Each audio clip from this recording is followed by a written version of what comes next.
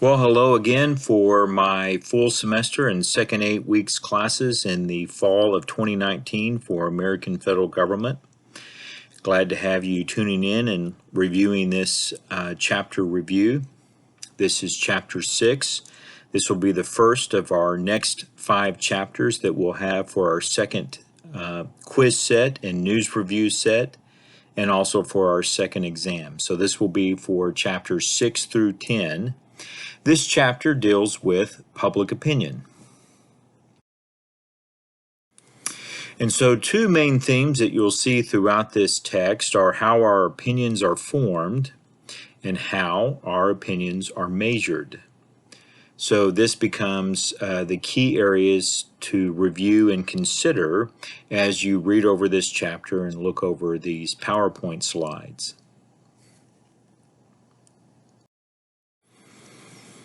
Now we can see when we look at opinions that there's some basis as to why opinions differ, and in part we're formed in different ways based on our experiences, and our ethnic and racial background can be part of our experience. So clearly we can see some differences here in our opinions about the legal system, the law enforcement system, and this comes back to why we have conflict in politics. So notice here on page 219, it's an excellent bar graph, a collection of bar graphs that show the differences there on how black and white America view the law enforcement and criminal justice system. So just see, is there a viewpoint that there is a fair treatment? And we can see a considerable difference between these two communities, these two groups of people here in the United States. So that is an example of a public opinion poll, and we can read about that in greater detail on page 237. In a public opinion poll, as you can see, scientific instruments for measuring public opinion.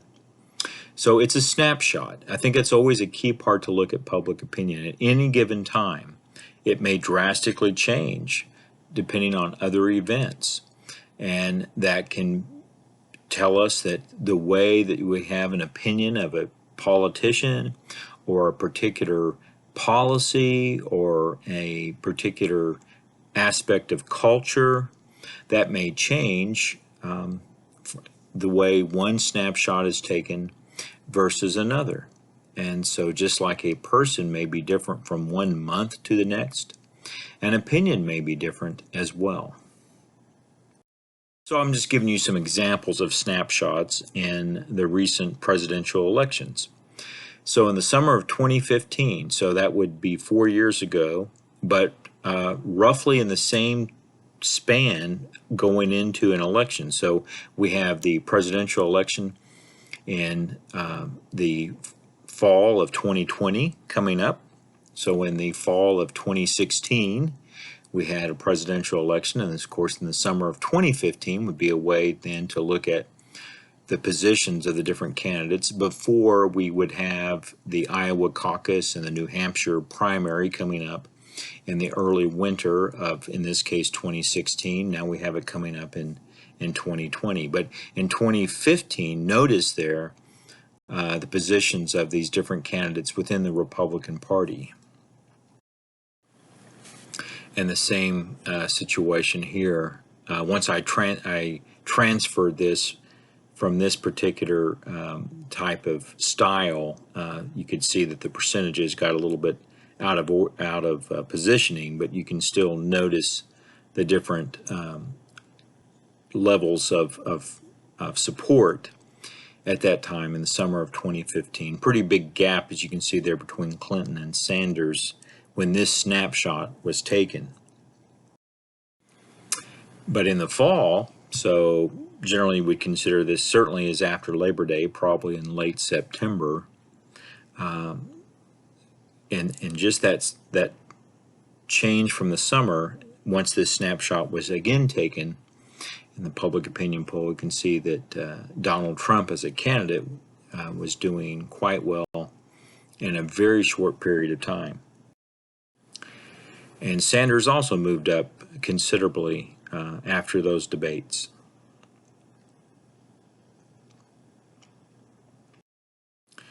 And then here we can see in the summer of the election year, it appeared that Clinton was pretty comfortably ahead.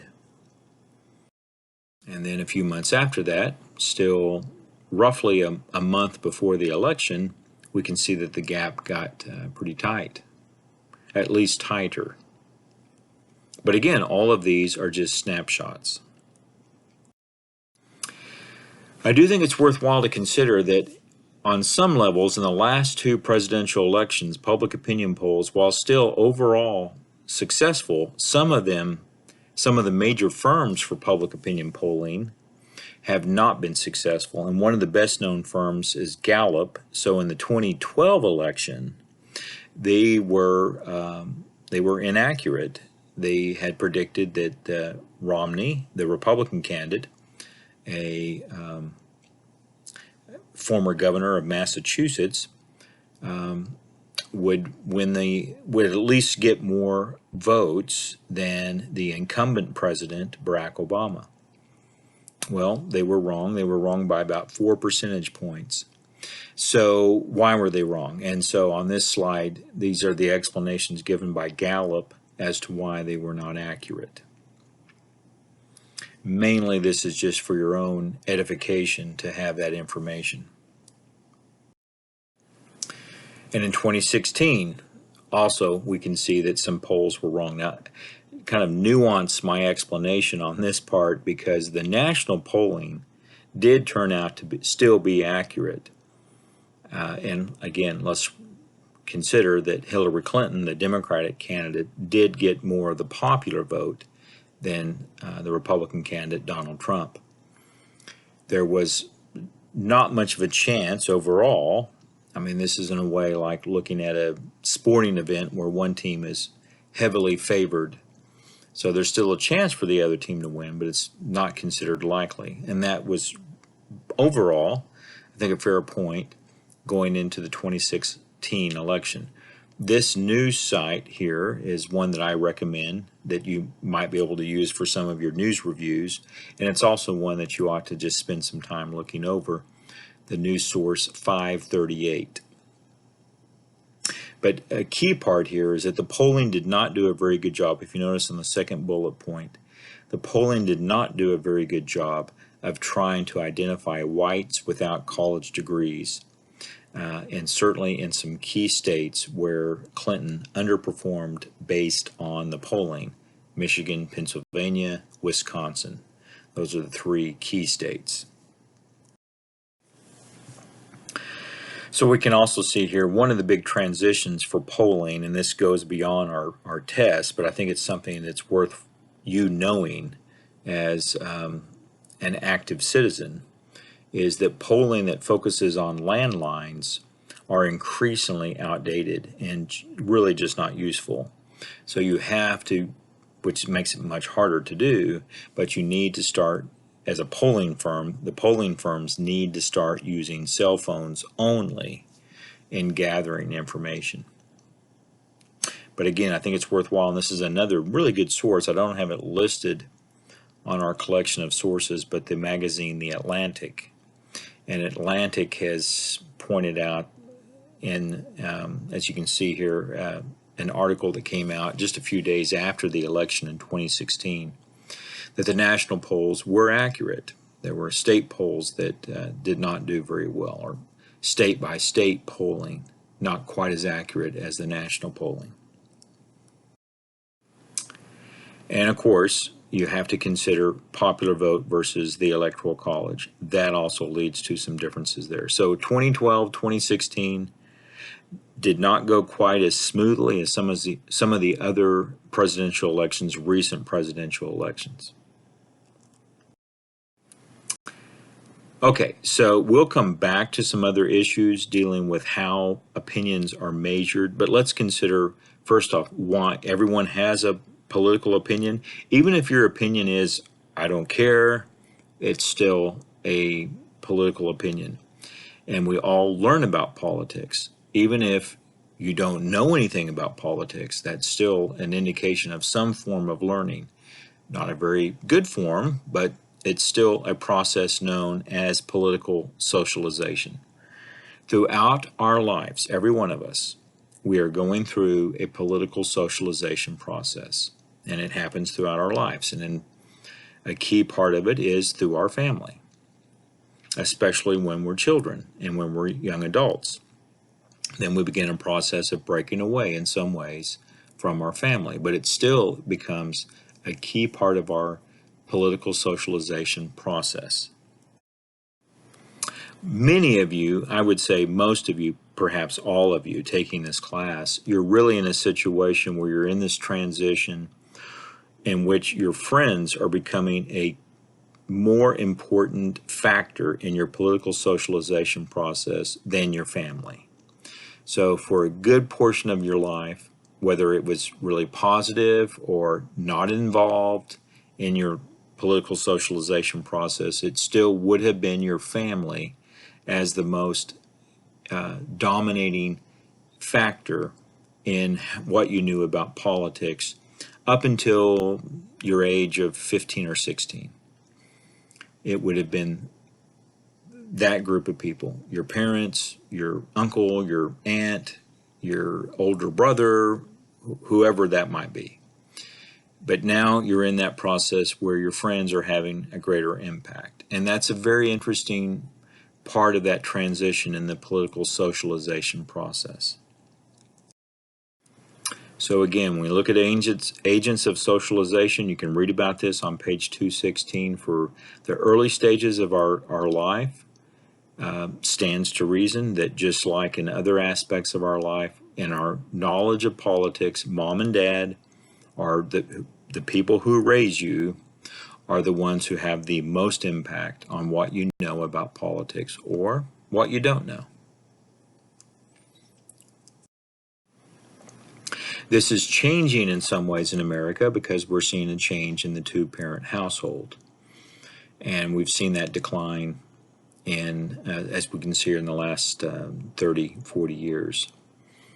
So in that case, then it doesn't mean that the family is still not the most important factor. It just means that that family is different, and what person within that family would have the most impact in shaping a person's politics.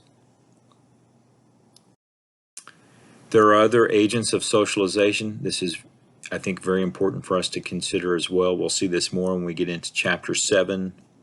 But you think of the media, and so what parts of the media you consume the most, you consistently use, are going to be the ones that have the most impact on your viewpoints about politics.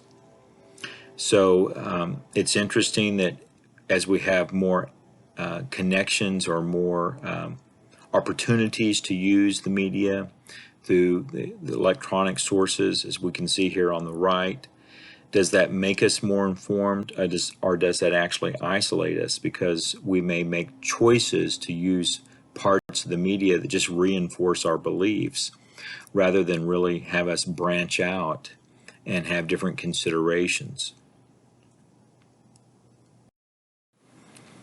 We can also see that religion has an impact on our viewpoints about politics. This is worth noting.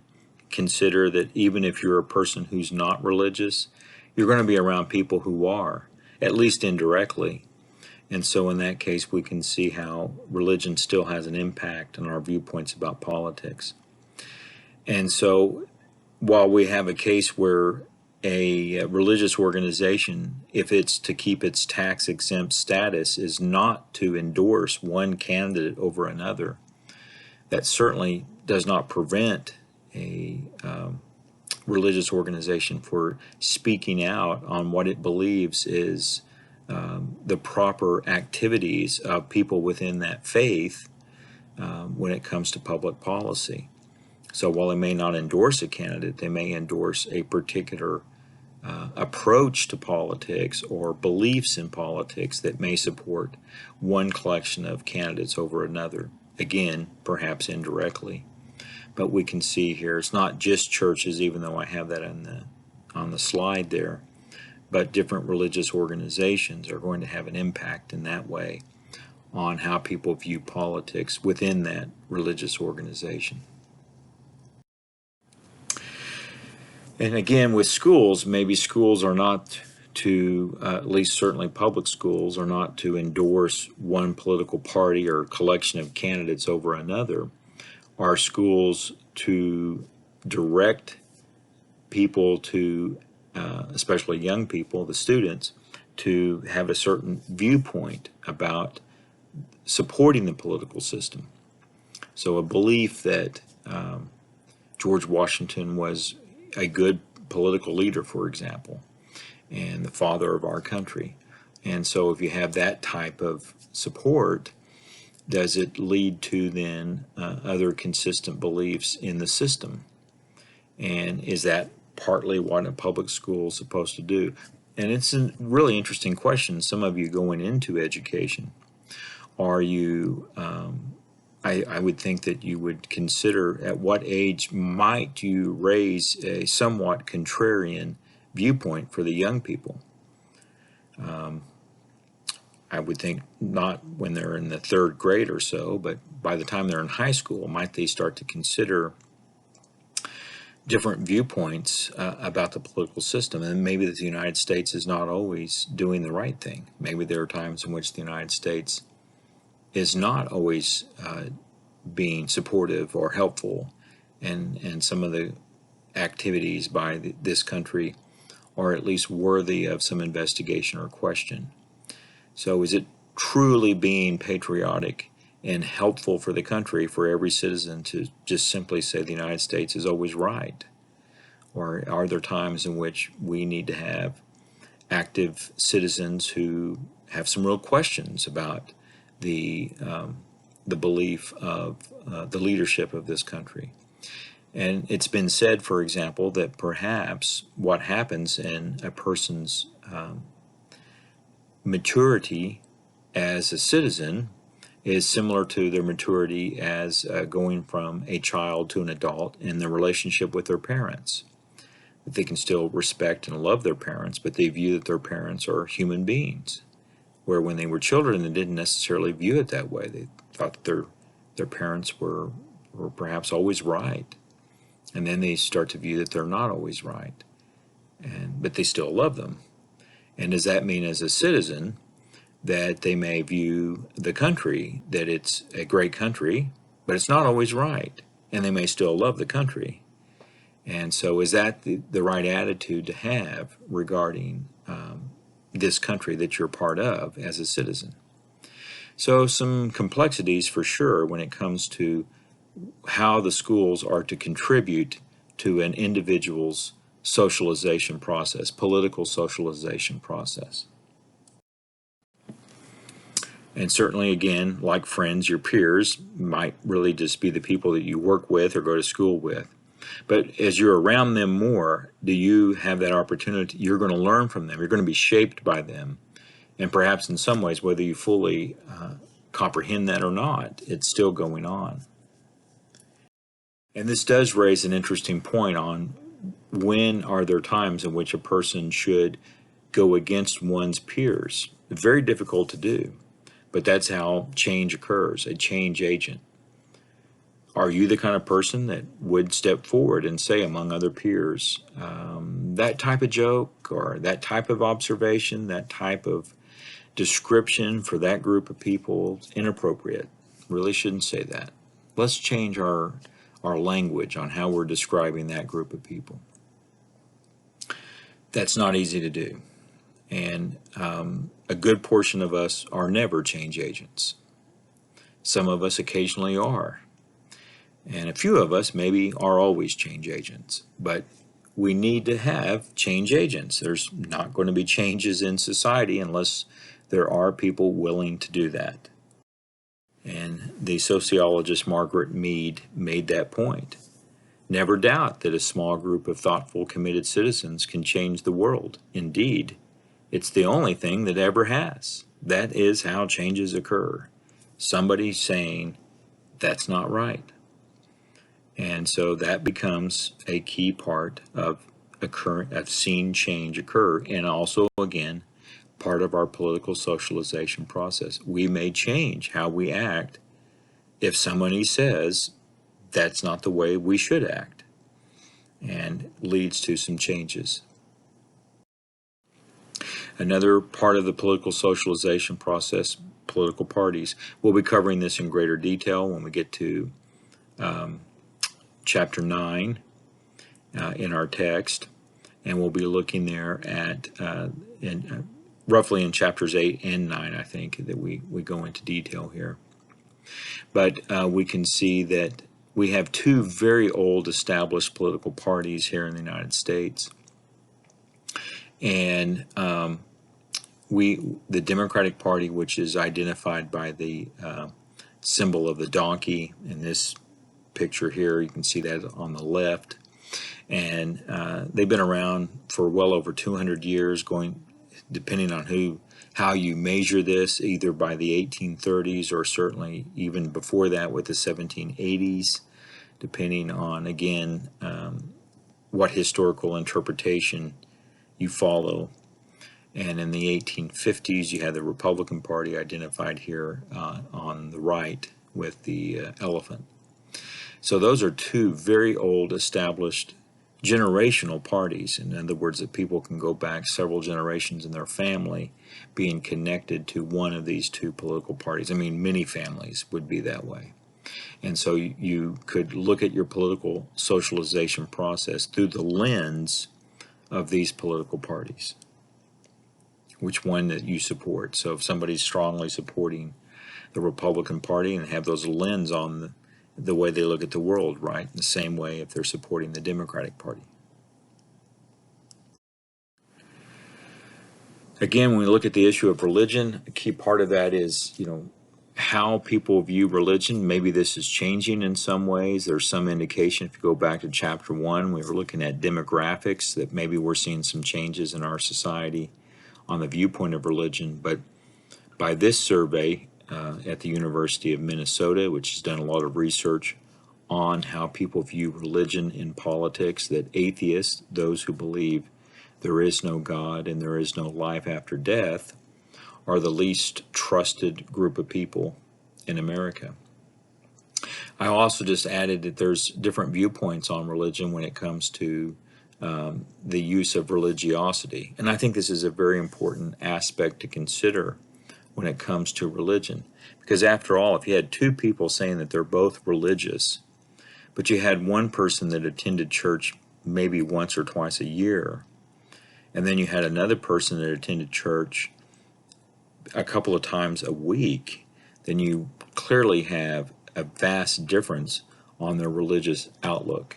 And if you had one person that thought that the Bible was just a collection of myths that was passed down by Jewish shepherds, and then you had another person that believed that the Bible was a collection of stories inspired by God or coming directly from God, then you can see there's a vast difference in two people both claiming to be religious.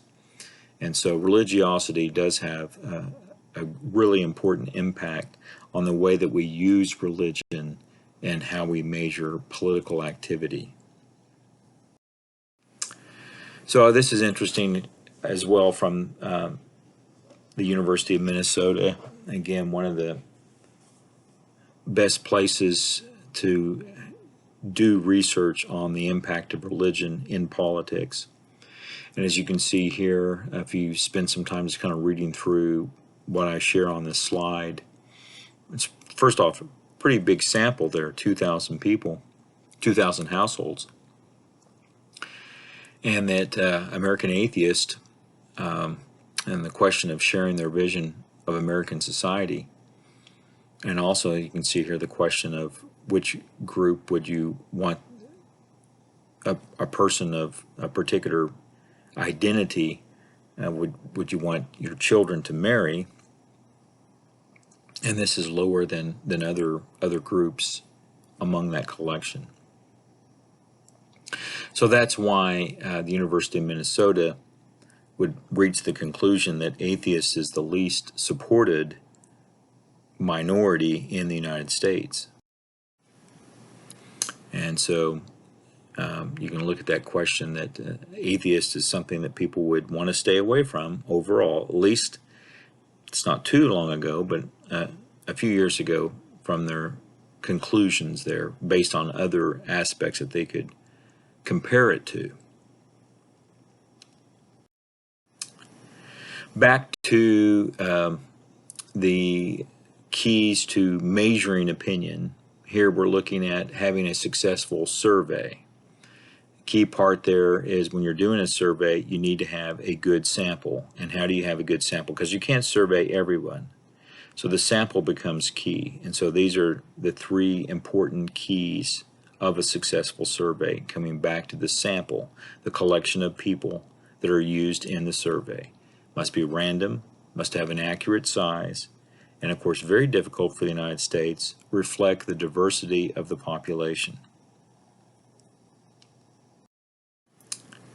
Now when polls are done, and this would then be a survey, you have different types of surveys and would be labeled different types of polling.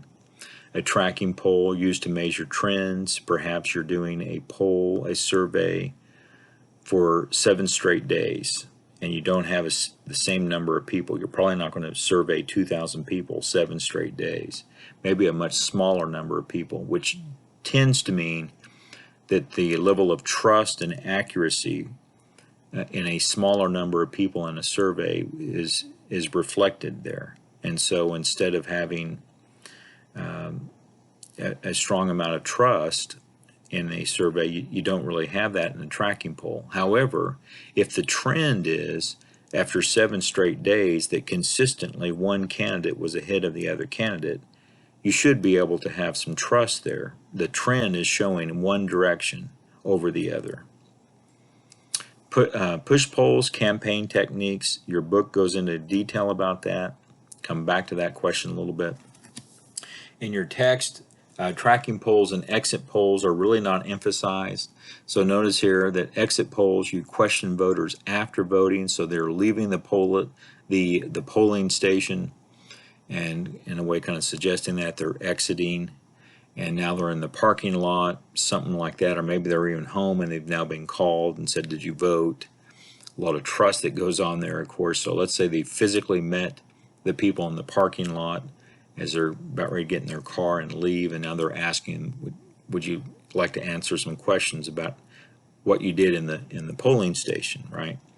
So this can be helpful. It can give us some ideas about the demographics of those voters. Who is voting? What age, ethnicity, income, those kinds of things. Those are personal questions, and maybe not everyone wants to answer them.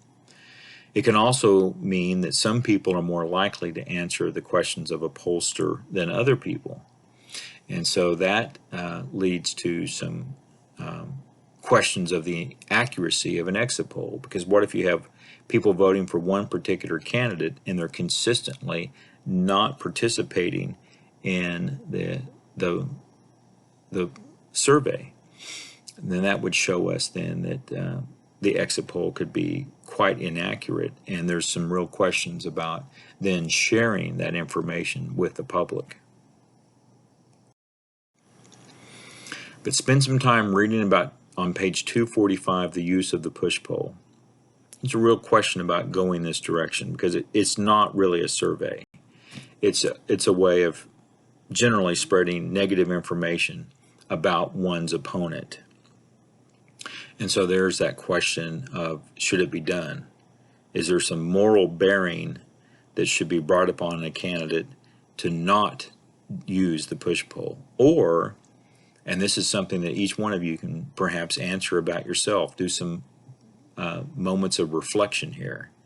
You're deciding to run for office. Is winning most important above anything else? And if it is, then perhaps you would be willing to use a push poll as well. And this is brought out in a movie that is now well over 40 years old, a very interesting and important film called The Candidate. And you might want to check this out in some ways. But there were some real questions throughout this film about a idealistic candidate and the question of whether or not this candidate should use these different techniques and information to be able to win an election. And the push-pull comes back there and said, would you use the push-pull in order to win an election? Or are there some things, some areas you just simply wouldn't go in order to win? And that's the question about overall political ambition. And no one person can fully answer that about himself or herself. We can also see then this issue of ideology and party identification and how it then has an impact. So certainly read about ideology, how it has an impact then on viewpoints such as economic inequality. How do you view that we have this economic inequality in our country? How did we get there? How do we get out of it? Should we get out of it? What does it mean overall in our society to have these vast differences economically? So some really good polling on page 231. And it is always a very important question. And we can see here some key parts of how we clearly see a big gap in our society on who has the income and how it has an impact in our society.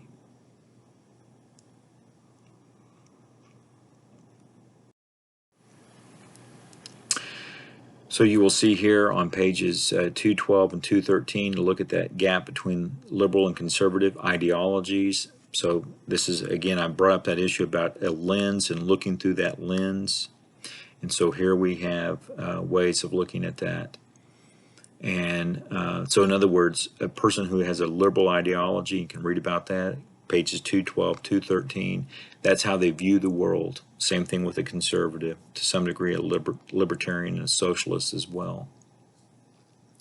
Okay, we'll stop there, and that's what we'll be covering this chapter here until our next chapter will be on the media. So spend some time reading through these pages, dealing with political socialization, how opinions are formed, and how opinions are measured. And the last thing here, then, we go back to chapter 1, dealing with political knowledge. To be good citizens, you need to have this knowledge. The more knowledge you have, the more beliefs that you can make a change politically. All right, take care. We'll be back with chapter 7.